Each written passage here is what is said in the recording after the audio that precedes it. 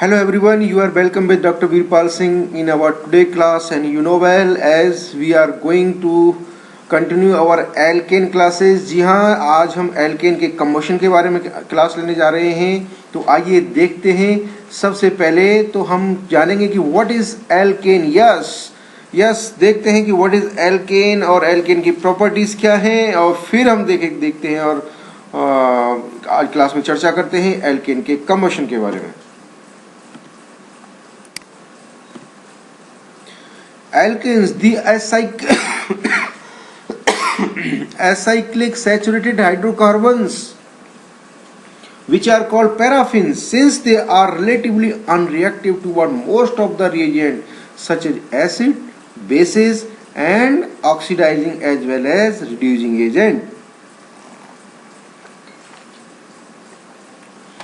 जी हाँ, हम जानते हैं एल्केन सभी मोस्ट ऑफ द रिएजेंट के साथ में ये अनरिएक्टिव रहती हैं, इसलिए इनका रासायनिक व्यवहार भी बड़ा ही संकुचित और लिमिटेड है। आइए देखते हैं नोमेनक्लेचर ऑफ एल्केन। जी हाँ, in IUPAC system they are called alkane and general formula use for alkane is CnH2n+2। यहाँ पर n number of carbon atom को रिप्रेजेंट करता है और 2n+2 number of hydrogen atom present in alkane को represent करता है।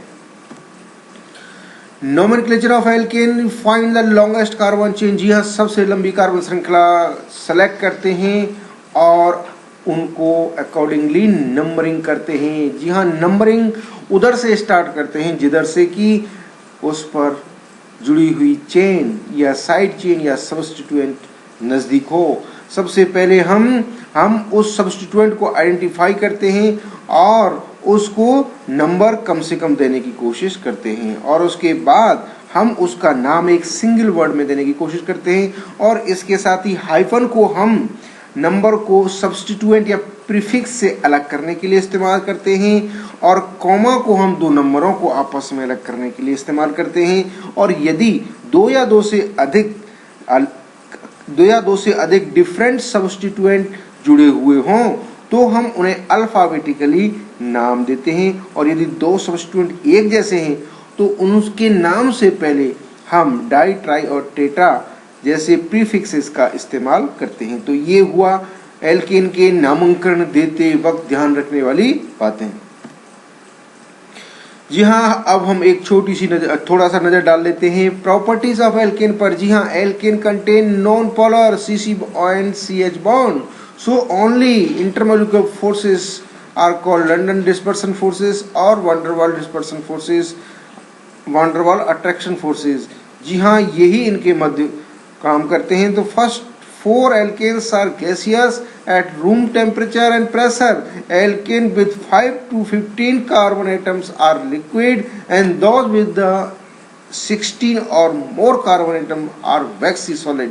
जी हाँ, because of they are non-polar, they are insoluble in water but soluble in non-polar organic solvent। जैसे benzene में ये घुलते हैं मगर पानी में ये नहीं घुलते। Because they are generally less dense than water, so they float on the surface। Alkanes with low molecular weight are volatile and their vapors are flammable। बहुत जल्दी आग पकड़ लेती है। Mixtures of alkanes, vapors and air can explode with ignited by a single spark। जी हाँ, इनमें थोड़े से स्पार्क से ही आग पकड़ लेते हैं। They are not very reactive, ये बहुत ही कम रिएक्टिव होते हैं क्योंकि इनके मध्य कार्बन वो सिंगल बॉन्ड और कार्बन हाइड्रोजन सिंगल बॉन्ड ये नॉन पोलर और मजबूत होता है।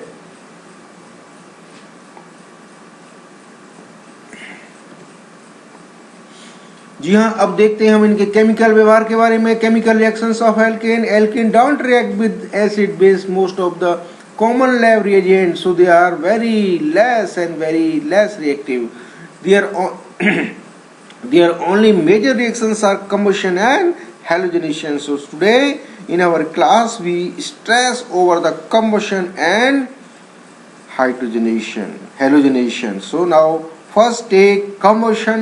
What is the combustion of alkane or hydrocarbon? any hydrocarbon burned in presence of oxygen will yield carbon dioxide and water. For example, CXHX, this is an example of hydrocarbon plus oxygen burn into the CO2 and water. When hydrocarbon combustion is incomplete, carbon monoxide and soot are also produced with the burning of hydrocarbon. Combustion of hydrocarbon, जी हाँ, for example C3H3 propane का हम propane gas का हम एक example लेते हैं और जब ऑक्सीजन के साथ रिएक्ट करती है ऑक्सीजन गैस के साथ तो ये CO2 और वाटर बनाती है। जी हाँ, however when the oxygen supply is limited, incomplete combustion occur giving carbon monoxide and water. For example यहाँ प्रोपेन हम लेते हैं, प्रोपेन जब इनकम्प्लीट कम्बशन होता है, ऑक्सीजन की कमी में जब इसका कम्बशन होता है तो ये कार्बन मोनोऑक्साइड और वाटर देती है, जबकि फॉर कंप्लीट कम्बशन पर ये कार्बन डाइऑक्साइड और वाटर प्रोड्यूस करती है।